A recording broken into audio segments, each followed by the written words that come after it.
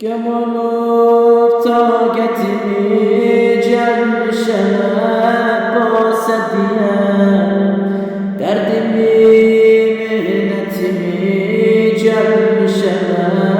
base diye hacetim var Tanrı'm babeleva eç kapısı dildeki hatetimi celmişene base diye o güzel gebirden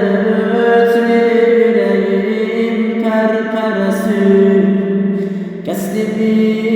niyetimi celmişene base diye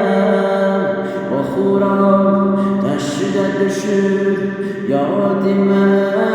şambalanar yanıram həsretimi celmişene base diye su kenarında düşer